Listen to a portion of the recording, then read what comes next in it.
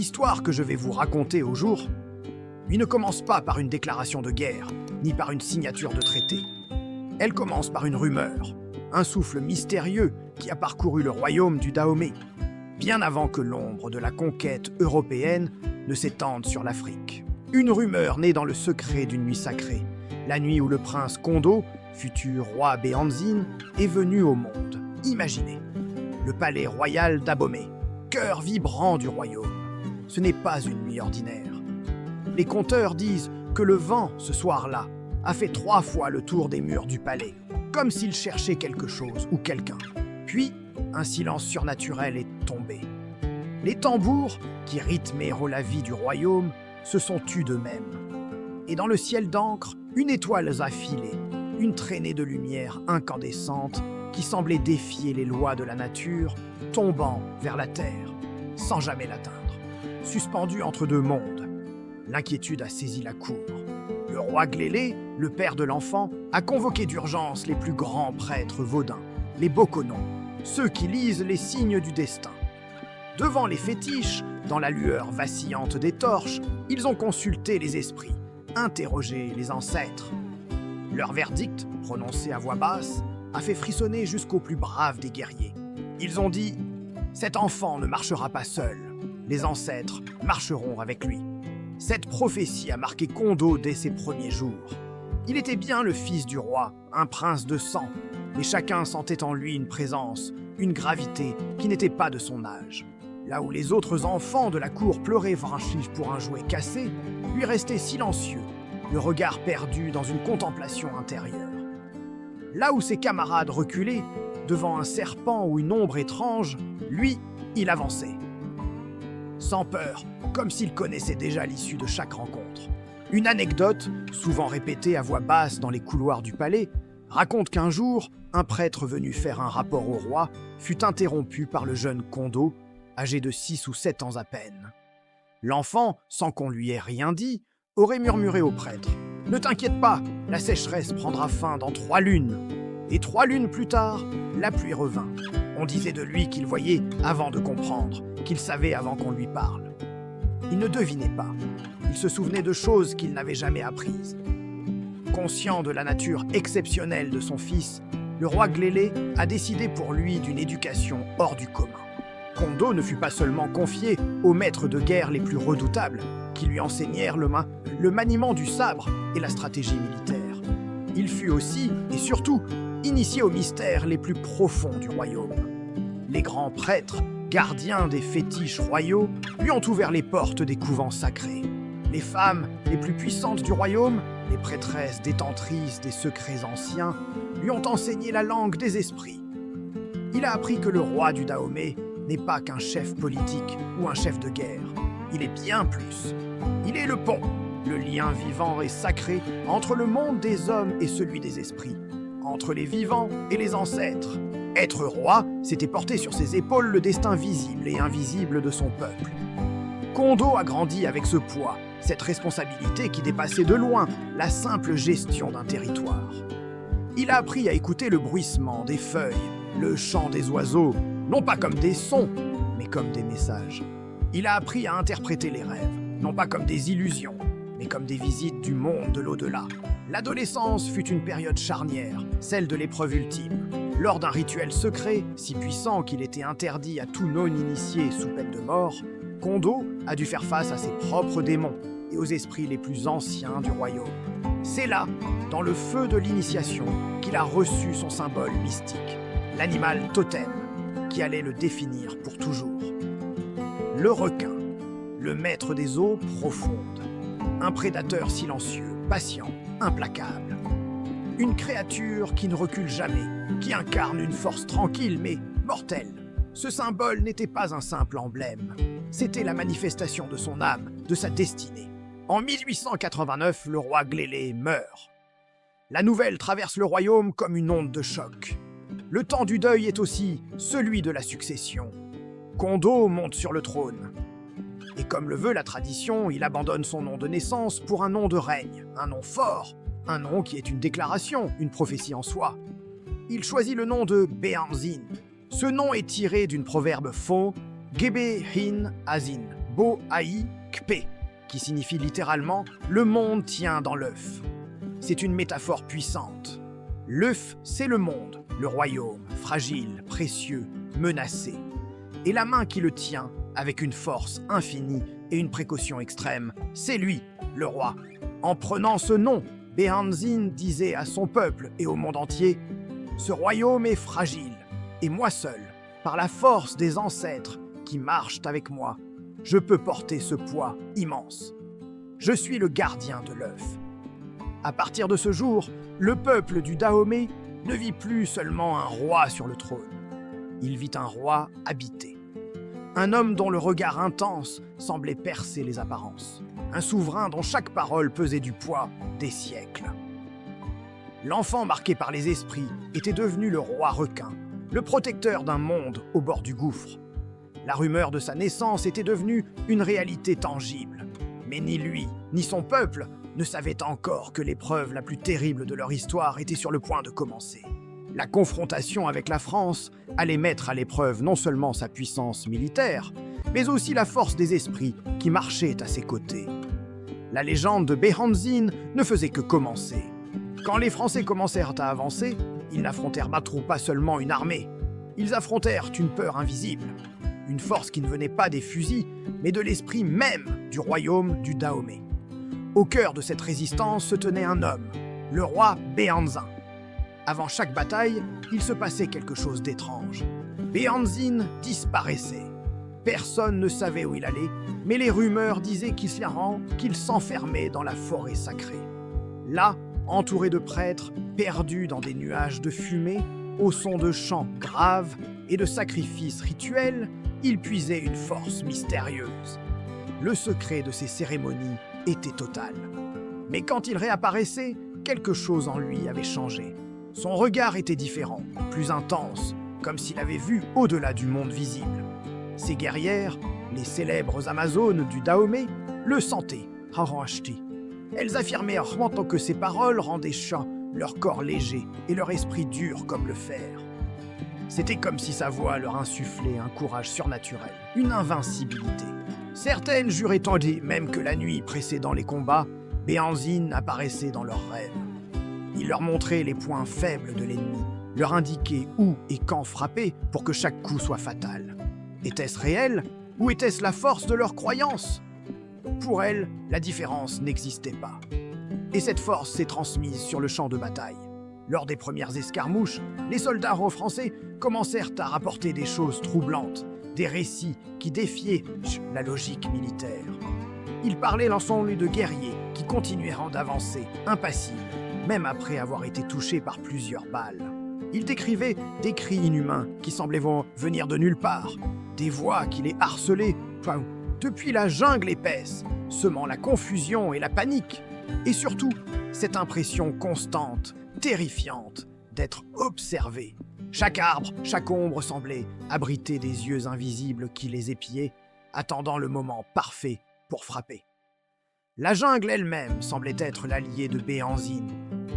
Dans les camps coloniaux, la peur commençait à s'installer. Les soldats, loin de chez eux, confrontés à un ennemi qu'ils ne comprenaient mieux pas, se mirent à chuchoter. Un surnom circulait à voix basse, un nom empreint de respect et de crainte, le roi sorcier. Pour eux, Béhanzin n'était plus seulement un roi, il était un maître de force obscure, un homme capable de commander aux esprits et de rendre ses soldats invulnérables. Béhanzin était parfaitement conscient de cette réputation, et il l'utilisait comme sa meilleure arme. Il savait que la guerre ne se gagne pas seulement avec des fusils et des canons. Elle se gagne d'abord dans l'esprit de l'ennemi. Chaque rumeur, chaque histoire étrange, chaque cri dans la nuit était une victoire psychologique. Il ne combattait pas seulement pour son territoire, il combattait pour l'âme de son royaume, et il utilisait la peur comme un bouclier. Quand la guerre éclata pour de bon en 1890, puis de nouveau avec une violence accrue en 1892, sa détermination était totale. Il refusa toute forme de soumission, toute négociation qui signifierait la fin de son indépendance. Face à l'avancée des troupes françaises, mieux équipées, il prit une décision cruciale. Il ordonna que les fétiches royaux, les objets sacrés qui incarnaient la puissance spirituelle du Dahomey, soient déplacés en secret. Pour lui, il était impensable que les esprits protecteurs de son royaume tombent entre les mains de l'ennemi. Même lorsque les forces coloniales réussirent à prendre sa capitale, Abomey, et incendièrent les palais royaux dans un acte de domination brutale, ils ne trouvèrent pas ce qu'ils cherchaient. Les murs pouvaient être brûlés, les trésors matériels pouvaient être pillés, mais le cœur mystique du royaume, lui, avait disparu. Béanzin l'avait mis à l'abri, loin des regards, préservant ainsi l'essence même de son peuple. Il avait compris une chose essentielle. On peut prendre une ville, on peut conquérir un territoire, mais on ne peut pas détruire une croyance. Tant que la foi en ses dieux et en son roi demeurait vivante dans le cœur de son peuple, le Dahomey ne serait jamais véritablement vaincu. Pourtant, la réalité de la guerre moderne est impitoyable.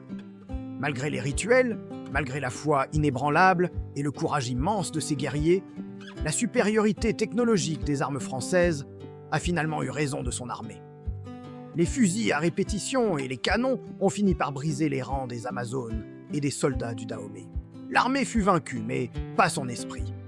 Béanzin, le roi sorcier, le symbole de la résistance, restait insaisissable. Sa légende, elle, ne faisait que commencer.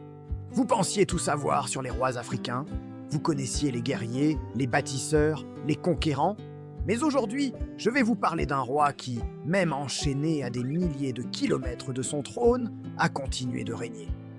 Un roi dont le corps était prisonnier, mais dont l'esprit était libre, plus puissant que jamais.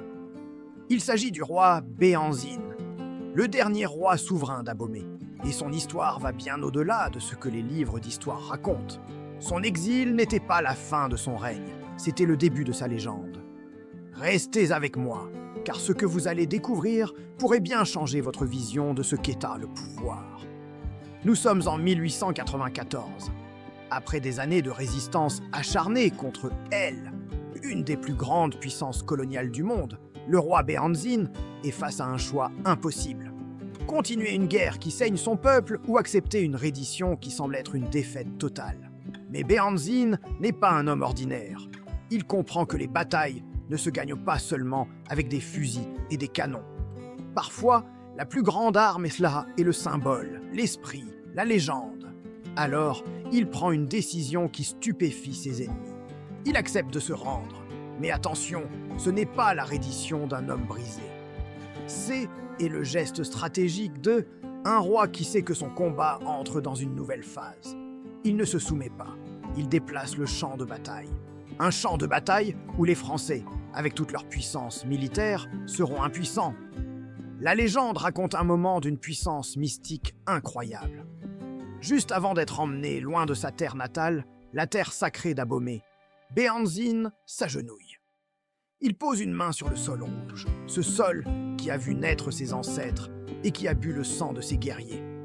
Et là, il murmure des paroles si secrètes, si sacrées, que personne n'a jamais osé les répéter. Les témoins de la scène diront plus tard que c'était comme si le vent s'était arrêté de souffler, comme si la terre elle-même retenait son souffle pour écouter son roi. Que disait-il?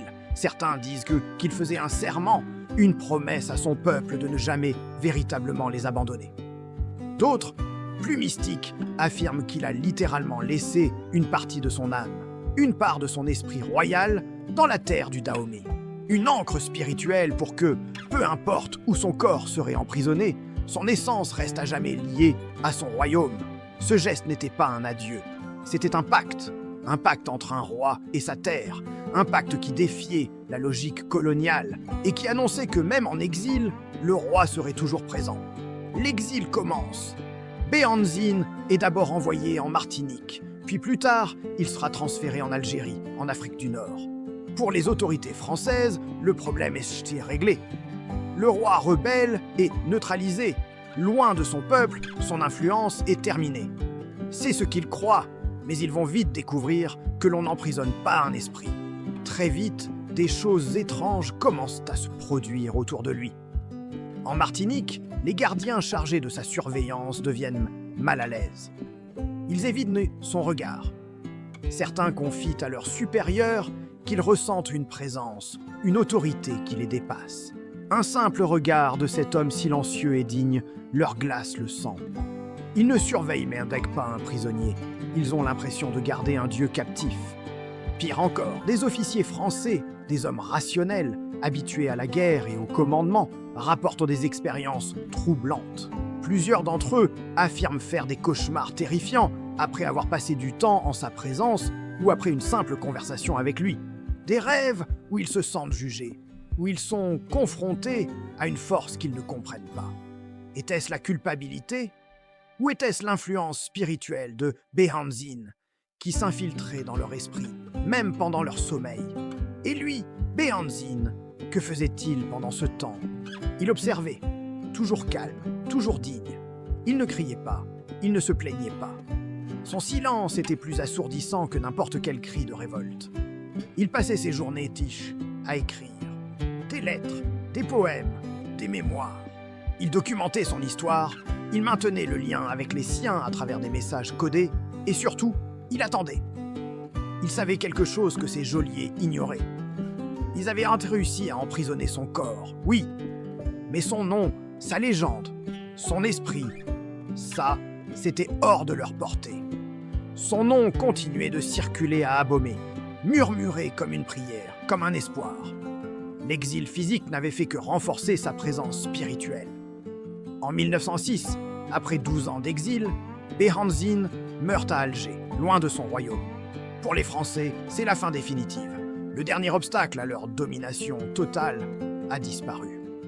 Mais pour le peuple du Dahomey, l'histoire est aussi complètement différente. Quand la nouvelle de sa mort arrive, personne ne parle d'une fin. Au contraire, certains disent que sa mission sur Terre était terminée et que les esprits de ses ancêtres l'avaient autant enfin rappelé à leur côté. D'autres, et c'est peut-être la version la plus puissante, affirment que son âme n'avait pas attendu la mort de son corps pour rentrer chez elle. Elle était retournée à Abomey bien avant son dernier souffle, peut-être même au moment où il avait posé sa main sur la terre avant son départ. Sa mort physique n'était qu'une formalité, la libération finale d'un esprit qui n'avait jamais vraiment quitté les siens. Son corps était en Algérie, mais son esprit régnait toujours à Abomey. Cette conviction est si forte qu'elle va mener à un événement extraordinaire. Pendant des années, le peuple du Dahomey et sa famille royale vont se battre, non pas pour une vengeance, mais pour une chose bien plus importante, le retour des restes du roi. Ce n'est qu'en 1928, plus de 20 ans après sa mort, que les autorités françaises cèdent enfin. Ces restes sont rapatriés à Abomey. Et là, la scène est incroyable. Ce ne sont pas des funérailles, c'est un triomphe. Une foule immense accueille le convoi. Les gens ne pleurent pas un mort, ils célèbrent le retour d'un roi. Dans l'esprit du peuple, ce n'est pas un cercueil qui revient, c'est Behanzin lui-même qui rentre enfin à la maison. L'exil est terminé. Le roi est de retour. La prophétie silencieuse faite le jour de son départ s'est accomplie. La colonisation avait gagné la guerre militaire, mais Behanzin venait de remporter la guerre spirituelle, la plus importante de toutes. Aujourd'hui encore, à Abomey et dans tout le Bénin, le nom de Behanzin résonne d'une manière particulière. Il n'est pas seulement un personnage historique que l'on trouve dans les manuels scolaires. Il est bien plus que ça. Il est un symbole mystique. Le symbole de la résistance absolue, celle qui ne se brise pas face à la défaite militaire. Il incarne l'idée qu'un roi, un leader, peut être vaincu sur le champ de bataille, mais rester invaincu dans les cœurs et les esprits de son peuple. La colonisation a tenté d'effacer son nom, de le réduire à un simple rebelle vaincu. Mais elle a échoué. Elle n'a fait que le transformer en légende. Elle a pris un roi, et sans le vouloir, elle en a fait un esprit éternel. Vous voyez, certains rois meurent, et leur règne s'arrête avec eux. Leur royaume s'effondre, leurs noms sont oubliés. D'autres rois, par leur sacrifice, leur courage et leur connexion spirituelle avec leur peuple, deviennent plus que des hommes. Ils deviennent des esprits gardiens, des légendes qui continuent d'inspirer des générations et des générations. Behanzin, lui, était des deux. Il a vécu comme un roi, il est mort comme un homme, et il est revenu comme un esprit. Son histoire nous rappelle que le vrai pouvoir ne réside pas dans les armes ou les territoires, mais dans la force de l'esprit et l'immortalité d'un nom. Merci de m'avoir écouté. Si cette histoire vous a touché, n'hésitez pas à la partager, à laisser un commentaire pour nous dire ce que vous en pensez, et bien sûr à vous abonner pour ne pas manquer nos prochaines explorations des récits oubliés de l'histoire. À très bientôt.